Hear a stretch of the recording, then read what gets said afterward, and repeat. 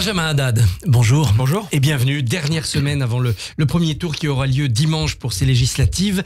Et cette campagne est marquée une fois de plus par des agressions, des tragédies antisémites. Il y a eu Courbevoie, bien sûr, la semaine dernière. Hier, on apprend qu'une rixe a éclaté, que des agressions ont eu lieu autour d'un cinéma contre de jeunes juifs. Est-ce que ce climat pèse dans la campagne et dans votre circonscription ? Déjà, ce climat pèse pour les Juifs de France. C'est une atmosphère oppressante, étouffante. J'étais hier place Victor Hugo dans un rassemblement en soutien à la communauté juive contre l'antisémitisme, et j'ai entendu tellement de voix me demander est-ce qu'on a un avenir dans ce pays ? Est-ce qu'on va devoir faire un choix entre le Rassemblement national et son histoire dont on n'est pas dupe, et la France insoumise qui a utilisé l'antisémitisme comme son carburant électoral depuis le 7 octobre, qui a une responsabilité dans le contexte qu'on est en train de vivre. Quand vous expliquez que les viols du 7 octobre sont commis par un mouvement de résistance, le Hamas, mais vous attendez à quoi ? Comment est-ce que vous pouvez vous regarder dans une glace après ?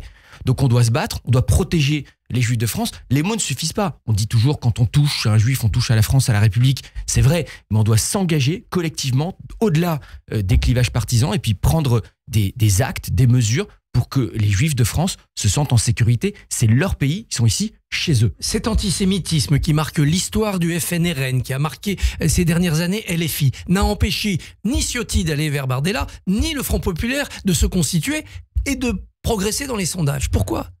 Mais vous parlez du Front Populaire, mais vraiment, quelle indignité de voir ceux qui nous disent avoir des valeurs républicaines, nous disent vouloir combattre l'antisémitisme, s'engager pour l'Europe, pour l'Ukraine, et qui ont accepté d'aller dans cet attelage extrémiste avec Jean-Luc Mélenchon et ses alliés pour négocier quelques sièges. Les socialistes de M. Glucksmann qui, pendant la campagne européenne, ont fait une campagne digne, une campagne pro-européenne, qui ont parlé de l'Ukraine et qui maintenant vont s'allier avec Jean-Luc Mélenchon qui nous dit que l'antisémitisme est résiduel en France, avec Thomas Porte qui menace et désigne des juifs sur les réseaux sociaux, avec Rima Hassan qui nous a dit qu'Israël était une monstruosité. La liste est longue comme le bras. Nous, dans le bloc central, vous savez, on a des responsabilités, on a pu faire des erreurs. La situation actuelle nous invite à l'humilité, mais on n'a jamais eu la moindre hésitation face à l'extrémisme, face à l'antisémitisme, qu'il soit d'extrême gauche ou d'extrême droite.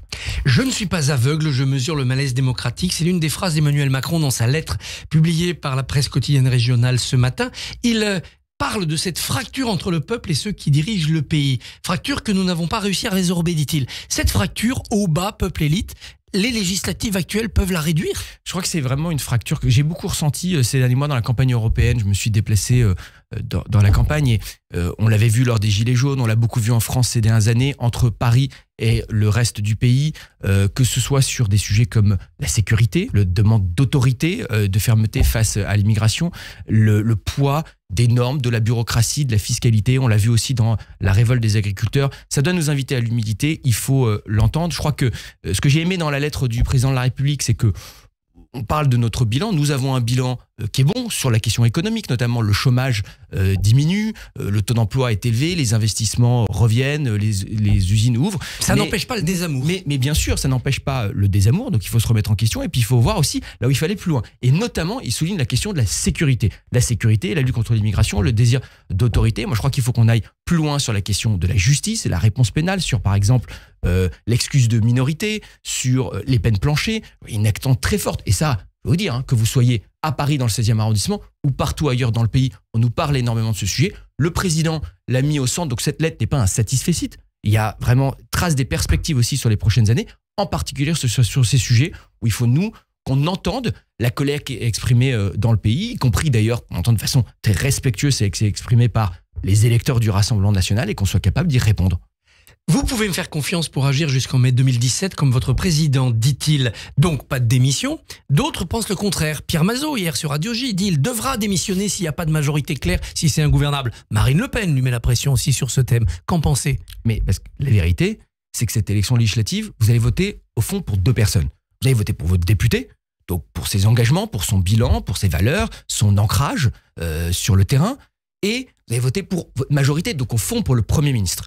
Et donc, moi, je souhaite que Gabriel Attal, qui fait un travail formidable, reste Premier ministre, que l'on gouverne avec tous ceux dans les forces républicaines veulent faire avancer le pays. Donc, je pense notamment à LR. Moi, ça fait 2 ans, on a déjà parlé sur votre plateau, ça fait 2 ans que je plaide pour que nous fassions une alliance avec LR, pour mettre le paquet sur le régalien, pour continuer à réformer notre économie, pour réduire notre dépense publique. Pourquoi pas avec les socialistes qui refusent cette alliance avec Jean-Luc Mélenchon et qu'on avance ensemble. Alors le président le dit, il le souhaite. Il dit ce gouvernement qui reflètera vos votes, il peut rassembler les républicains de sensibilités diverses qui auront su par leur courage s'opposer aux extrêmes. C'est-à-dire ce qui n'a pas pu être fait pendant la campagne, puisqu'on a le Front populaire, on a les LR indépendants, peut être fait après. Vous pensez qu'on peut casser le Front populaire et rassembler de Boris Vallaud et François Hollande jusqu'à Gabriel Attal et Laurent Wauquiez? Je le souhaite. Je le souhaite. Et je vous parle encore une fois des Républicains. Moi, c'est historiquement ma famille politique. Je suis de droite, je suis un libéral.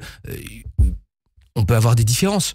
Mais quand il s'agit, encore une fois, de réduire la dépense publique, de mettre le paquet sur l'autorité, sur les questions régaliennes, sur la lutte contre l'immigration illégale, on est pro-européen. On peut avancer avec eux. Alors maintenant, il y a beaucoup de divisions aussi dans ce parti. On l'a vu non seulement sur la question de l'alliance avec le Rassemblement national et Éric Ciotti ces derniers jours, mais on l'avait vu aussi dans l'hémicycle sur la réforme des retraites. Quand vous aviez un parti qui nous expliquait qu'il était pour la réforme des retraites à 65 ans et qui n'a pas été capable de voter la réforme à 64 ans, on voit bien qu'il y a un problème de leadership et des divisions internes. Maintenant, ces questions d'étiquette et ces questions partisanes, il faut être capable de les mettre de côté, avancer. Moi, j'aimerais qu'on se rassemble autour de la table, qu'on fasse pourquoi pas un programme commun. Chacun devra faire des compromis. C'est pas dans notre culture politique, mais on doit négocier, on doit être capable de faire des compromis.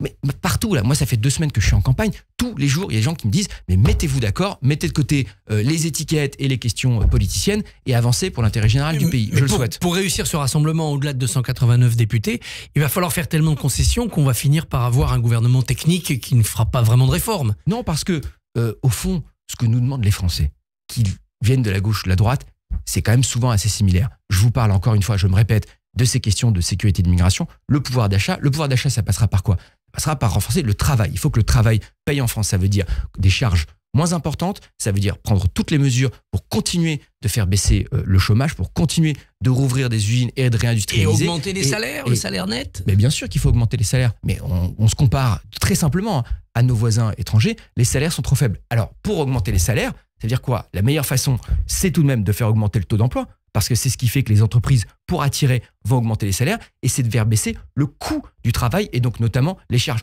Tous les chefs d'entreprise à qui vous parlez, ils ont envie de faire augmenter les salaires. Ils vous disent, les charges sont trop importantes. Donc il faut là qu'on ait une fiscalité attractive. Quand vous regardez le programme du Front populaire, comme celui du Rassemblement national, c'est sapin de Noël de cadeaux, explosion de la dette, explosion de la dépense publique, et donc explosion des impôts. Nous avons su, ces 7 dernières années, faire baisser les impôts et donner enfin une trajectoire fiscale lisible à nos entreprises comme à nos ménages. Il faut continuer, non seulement de ne pas augmenter les impôts, et après de revenir sur la baisse. La manière de gouverner doit changer profondément. C'est aussi dans cette lettre d'Emmanuel Macron. Que distinguez-vous derrière cette phrase? Ça veut dire quoi, gouverner différemment? Ah, mais je peux vous dire que les choses seront différentes. Mais de toute façon, l'une des conséquences naturelles de cette dissolution, c'est que la pratique du pouvoir va beaucoup changer. Vous aurez un groupe de députés de notre groupe qui reviendra plus libre, plus émancipé vis-à-vis de l'exécutif et qui voudra se faire entendre. Vous aurez des logiques, encore une fois, de compromis, de négociation à l'Assemblée nationale qui seront inévitables, impossibles à contourner. On a eu une pratique du pouvoir qui a souvent été très verticale dans notre 5e République comme ces 7 dernières années. Je crois que les Français veulent qu'on gouverne différemment, que le Parlement ait plus de pouvoir, que les corps intermédiaires aient plus de pouvoir et qu'on arrive sur une pratique du pouvoir qui soit plus équilibrée. Est-ce que ce n'est pas la négation du macronisme? Parce que le macronisme enjambait les corps intermédiaires depuis 2017. Je crois, c'était une erreur de gouverner de cette façon. Je crois que ça a créé des crispations. Et donc, je vous le dis, je pense que vous allez avoir des députés qui sont loyaux, qui savent d'où il vient. On a nos convictions, on est dans une famille politique, il n'y a aucune ambiguïté là-dessus, mais qui vont vouloir peser dans la décision, qui vont vouloir s'exprimer, donc ils seront plus libre et plus émancipé. Pour l'instant, cette addition, on ne l'a pas. Le bloc RN et le bloc Nouveau Front Populaire écrasent cet espoir d'une majorité certes composite, mais modérée. Qu'est-ce qui peut changer dans la semaine qui reste? Moi, je refuse cette petite médiatique qui est en train de s'installer, où vous avez d'un côté le bloc du Front Populaire et de l'autre celui du Rassemblement National. Ils représentent 2 régressions. Le Rassemblement National a un programme économique démagogique, et d'ailleurs, il passe son temps à reculer dessus. J'ai encore vu ce matin qu'ils nous expliquent maintenant qu'ils vont plus sortir du marché européen de l'énergie. Ils sont quand même un peu dans le refus d'obstacles. Et l'isolement diplomatique européen. De l'autre côté, vous avez le Front populaire allié aux islamistes, aux antisémites et avec un programme économique qui serait une catastrophe absolue pour le pays. Ben non, il y a une alternative autre que ce duo mortifère pour l'avenir de notre pays. Il y a un bloc central, nous on se bat, on est en campagne, rien n'est jamais joué. Moi j'ai vécu aux États-Unis, j'ai vu l'élection de Trump, le matin le New York Times nous disait 95% pour Hillary Clinton, le soir c'est Trump qui est élu. Donc les jeux sont jamais faits en politique tant que les électeurs n'ont pas mis le bulletin dans l'urne. Donc on fait campagne avec tous nos collègues sur le terrain, à fond, pour convaincre, pour écouter aussi, pour être humble, mais pour dire il y a une alternative, c'est ce bloc central des Républicains pour continuer de faire avancer notre pays. Que dites-vous à vos électeurs dans le 16e arrondissement, dans votre 14e circonscription, pour qu'ils n'aillent pas voter RN, notamment pour se protéger contre l'antisémitisme croissant? Déjà, je les écoute et je les respecte, parce que moi, je ne vais pas faire des leçons de morale. Les inquiétudes, elles sont réelles et elles sont légitimes. Après, moi, je sais d'où je viens, je sais qui je suis. Je me suis battu en particulier depuis le 7 octobre pour la sécurité d'Israël. J'ai fait partie de la première délégation parlementaire au monde à me rendre en Israël après le 7 octobre pour aller visiter les kibboutz qui avaient été touchés par la barbarie du Hamas, pour aller rencontrer les familles des otages. Ça a été le moment le plus éprouvant, le plus difficile de mon mandat. Et depuis, mon soutien à la sécurité d'Israël n'a jamais fléchi. Mon combat contre l'antisémitisme n'a jamais fléchi. Je suis tous les vendredis au Trocadéro avec les Mères de l'Espoir pour rappeler que nous avons toujours des otages à Gaza et nous y serons jusqu'à la libération. Et donc je dis tout simplement à mes électeurs, votez pour quelqu'un qui a des valeurs, qui est clair, qui est stable et qui continuera à se battre, quoi qu'il arrive, quelle que soit la configuration, après l'élection du 7 juillet. Lionel Jospin veut mobiliser contre le Rassemblement national et il dit sur BFM, les filles, ils sont républicains à quelques exceptions près. Que lui répondre? Mais Lionel Jospin, pardon, mais bon là c'est le bal. Alors on a eu François Hollande, maintenant on a Lionel Jospin. Lionel Jospin, il était Premier ministre entre 2000 et 2002, quand il y a eu l'explosion de l'antisémitisme. Mais demandez si on se rappelle de ses grands discours et de son combat à l'époque. Il a eu le courage de dire le Hamas est un mouvement terroriste là-bas, sur place. D'accord, non mais il l'a dit. Enfin, pardon, si c'est ça le brevet du courage, moi je trouve que c'est surtout absolument scandaleux de ne pas le dire. Ça devrait être la base de dire que le Hamas est un mouvement terroriste. Si on en est là pour dire, finalement il a dit que le Hamas était un mouvement terroriste, donc ça veut dire qu'il est irréprochable sur l'antisémitisme. Non, moi je juge aux actes. La vérité, c'est que vous avez dans la France insoumise des gens qui ont dit que le Hamas était un mouvement de résistance. Vous avez des gens qui ont dit qu'Israël est une monstruosité. Et Jean-Luc Mélenchon qui passe son temps à attaquer le CRIF, à attaquer les personnalités publiques juives, à dire que l'antisémitisme est résiduel dans notre pays. Vous avez David Guiraud qui nous fait ses tweets sur les dragons célestes. Mais enfin, ça n'arrête pas.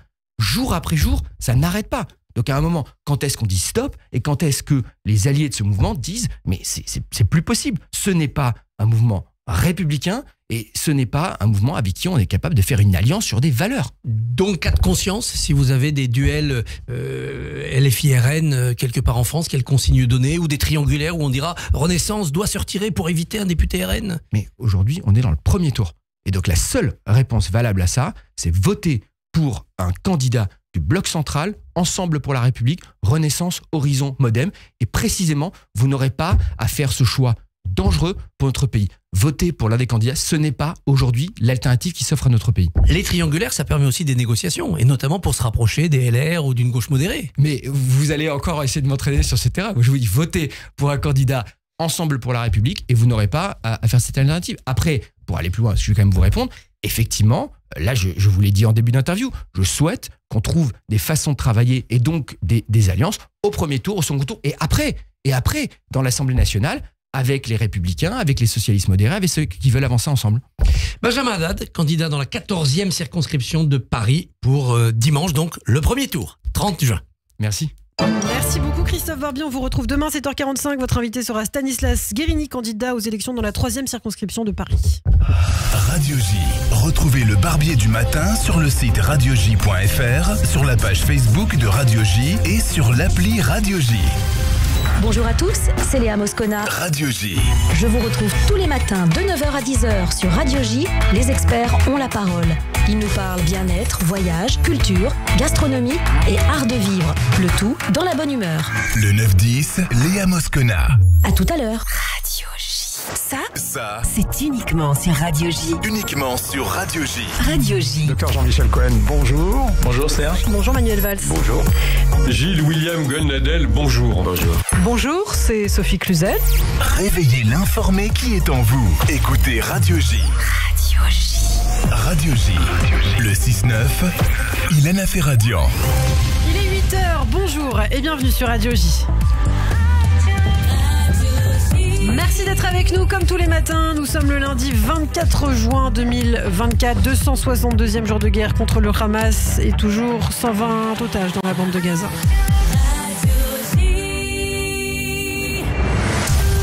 Effectivement, on fait le point de l'actualité. Actualité toujours très difficile en Israël. Avec Eva Soto. Bonjour Eva. Bonjour Ilana, bonjour à tous. Et oui, on vous retrouve dans quelques secondes pour le journal. On sera avec Pascal Zonshine à Jérusalem à partir de 8h07.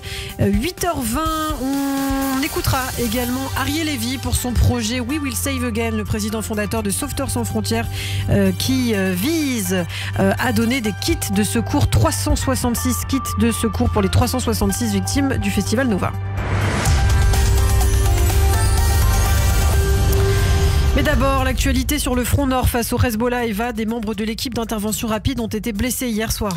Oui, on l'a appris ce matin. Ils ont été victimes du tir d'un missile anti-char alors qu'ils accompagnaient en VTT une famille de Metula venue voir leur maison touchée par des missiles du Hezbollah. Les 2 blessés ont été évacués vers l'hôpital Rambam de Haïfa. Un opéré dans la nuit et l'autre admis en soins intensifs et pris en charge au service traumatologie. Le Hezbollah a revendiqué l'attaque et selon un article du Télégraphe, le Hezbollah stocke aussi tout un arsenal d'armes à l'aéroport international de Beyrouth. Des roquettes mais également des missiles d'une portée de plusieurs centaines de kilomètres. Et sur le front sud, dans la bande de Gaza, à Rafah, un camp d'entraînement terroriste a été frappé hier. Ainsi qu'à un site où se rassemblaient des terroristes du Hamas et du djihad islamique, site qui est un ancien QG de l'UNRWA. Un nouvel exemple de l'exploitation systématique par le Hamas des infrastructures civiles selon Tsahal. Par ailleurs, en Judée-Samarie, des terroristes ont lancé un engin explosif sur des soldats de Tsahal, riposte des militaires. L'assaillant a été blessé. La livraison d'armes des États-Unis à Israël aurait bel et bien baissé, même de 50%, affirment certains médias israéliens. C'est dans ce contexte que Yoav Gallant est aux États-Unis. Le ministre de la Défense israélien a débuté ses consultations. L'administration Biden affirme qu'elle ne fera plus aucun commentaire concernant les déclarations de Binyamin Netanyahou, mais selon la Maison-Blanche, seule une cargaison d'armes a été bloquée et toutes les autres honorées. Il s'agirait de bombes à forte charge par rapport à des frappes à Rafah, zone très densément peuplée de la bande de Gaza. Et puis, dans l'actualité, le Forum des familles des otages proteste après l'interview accordée par Benyamin Netanyahou à la 14e chaîne israélienne. Il considère les propos du Premier ministre israélien comme un renoncement et estime que la fin des combats à Gaza sans la libération de tous les otages serait un fiasco sans précédent et une violation des objectifs de la guerre. Retour sur cette interview avec notre correspondant à Jérusalem, Daniel Haïk. Le Premier ministre a affirmé qu'il serait favorable à un accord partiel dans le cadre duquel eh bien, seule une partie des otages pourrait être libérée. Le Premier ministre a expliqué qu'il n'était pas prêt à cesser les combats et à laisser le Hamas continuer à exister dans la bande de Gaza. Nous sommes prêts à un accord partiel qui nous permettra, après la trêve, de reprendre les combats. À la suite de ces déclarations, le bureau du Premier ministre a fait une clarification en indiquant que c'est le Hamas qui s'oppose à un accord et pas Israël. Le Premier ministre a clarifié qu'Israël ne quittera pas la bande de Gaza sans avoir libéré tous les otages, vivants ou morts. Notre correspondant à Jérusalem, Daniel Haïk.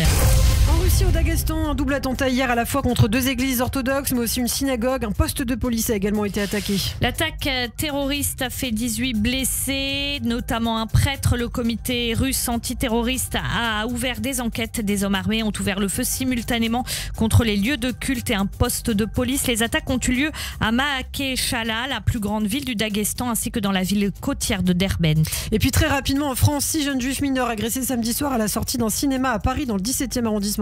L'un d'entre eux a été frappé. Le commissariat du quartier a ouvert une enquête. Le caractère antisémite des agressions a été retenu. La réaction ce matin de Benjamin Haddad au micro de Christophe Barbier qui évoque la responsabilité des LFistes. Quand vous expliquez que les viols du 7 octobre sont commis par un mouvement de résistance, le Hamas, mais vous attendez à quoi ? Comment est-ce que vous pouvez vous regarder dans une glace après ? Donc on doit se battre, on doit protéger les Juifs de France. Les mots ne suffisent pas. On dit toujours quand on touche à un Juif, on touche à la France, à la République. C'est vrai, mais on doit s'engager collectivement au-delà des clivages partisans et puis prendre des actes, des mesures pour que les Juifs de France se sentent en sécurité. C'est leur pays, ils sont ici, chez eux. Benjamin Haddad, candidat du parti Ensemble pour la République dans la 14e circonscription de Paris. Merci beaucoup Eva Soto. Prochain rendez-vous avec l'actualité à 8h15. Radio J, le 6-9, Ilana Ferradian. Tous les matins à 7h45 sur Radio J, Christophe Barbier. Je vous retrouve tous les matins dans le 6-9 d'Ilana Ferradian avec un invité politique chaque jour. C'est le Barbier du matin. C'est tous les jours à 7h45 sur Radio J.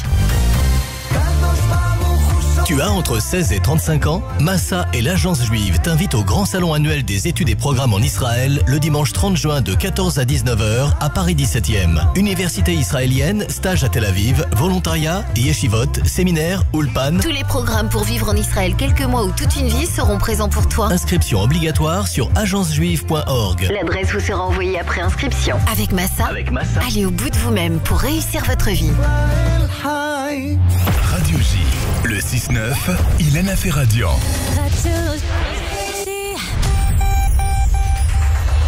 Un point sur la météo ce lundi. Après dissipation de quelques grisailles matinales, le beau temps se maintient. Il fait assez doux partout en France. Les températures sont en nette hausse et même au-dessus des normales de saison.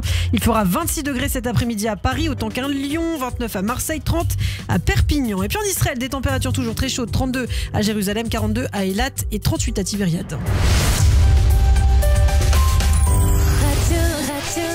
Le 6-9, Ilana Ferradian. Circulation difficile ce matin sur l'autoroute 104 dans le sens extérieur entre Collégiens et Mitry-Mory en raison d'un poids lourd en panne. Un accident impliquant justement un poids lourd et un véhicule léger. Dans les transports en commun, trafic interrompu sur la ligne 14 en ce moment. L'arrêt n'est pas desservi à Villejuif, Gustave-Roussy en raison de travaux. Sur le tram 4 également, trafic interrompu entre Gargan et Hôpital de Montfermeil dans les deux sens jusqu'à 8h30. Radio J, le 6-9, Ilana Ferradian. Et merci d'être